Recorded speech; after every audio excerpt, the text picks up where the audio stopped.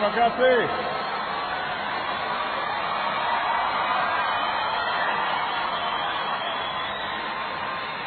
Terima kasih. Thank you so much. Thank you, everybody. Selamat pagi.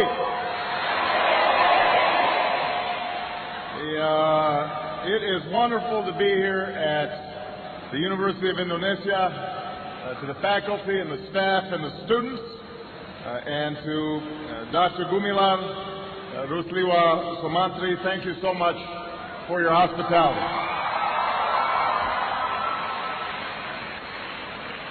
Assalamualaikum dan salam sejahtera.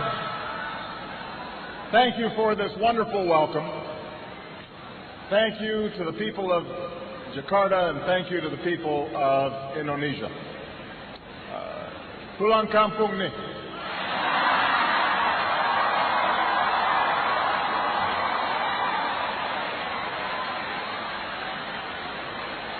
I am so glad that I made it back to Indonesia and that Michelle was able to join me. We had a couple of false starts this year, but I was determined to visit a country that's meant so much to me. And unfortunately, this visit is too short. But I look forward to coming back a year from now when Indonesia hosts the East Asia Summit.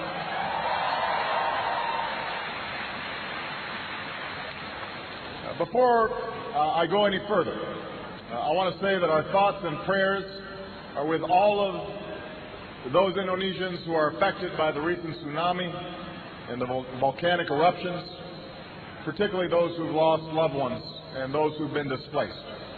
And I want you all to know that, as always, the United States stands with Indonesia in responding to natural disasters, and we are pleased to be able to help as needed. As neighbors help neighbors and families take in the displaced, I know that the strength and the resilience of the Indonesian people will pull you through once more. Let me begin with a simple statement. Indonesia bagian dari diri saya.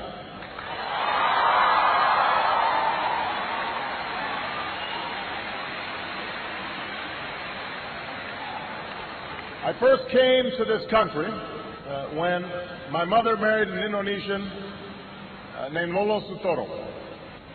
And as a young boy, I was coming to a different world. But the people of Indonesia quickly made me feel at home.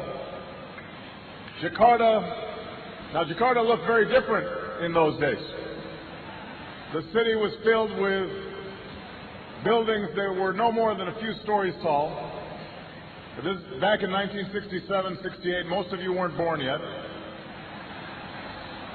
The Hotel Indonesia was one of the few high-rises, and there was just one big department store called Sarina. That was it.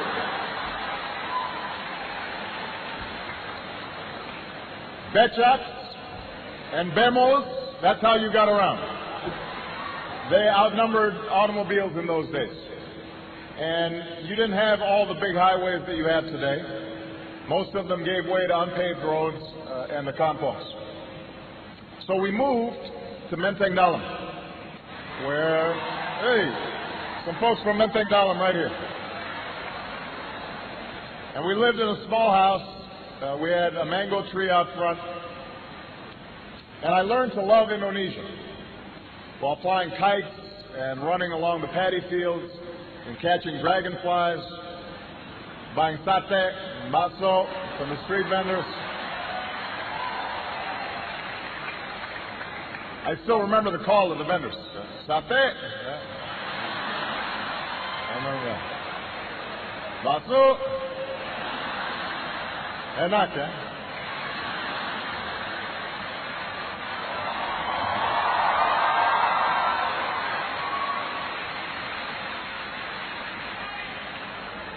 But most of all, I remember the people. The old men and women who welcomed us with smiles, and the children who made a foreign child feel like a neighbor and a friend, and the teachers who helped me learn about this country. Because Indonesia is made up of thousands of islands and hundreds of languages and people from scores of regions and ethnic groups. My time here helped me appreciate the common humanity of all people. And while my stepfather, like most Indonesians, was raised a Muslim, he firmly believed that all religions were worthy of respect. And in this way,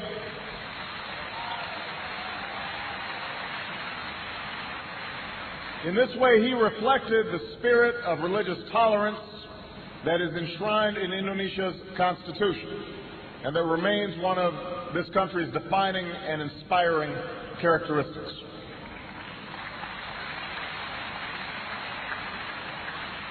Now, I stayed here for 4 years, a time that helped shape my childhood, a time that saw the birth of my wonderful sister, Maya, a time that made such an impression on my mother that she kept returning to Indonesia over the next 20 years to live and to work and to travel and to pursue her passion of promoting opportunity in Indonesia's villages, especially opportunity for women and for girls. And I was so honored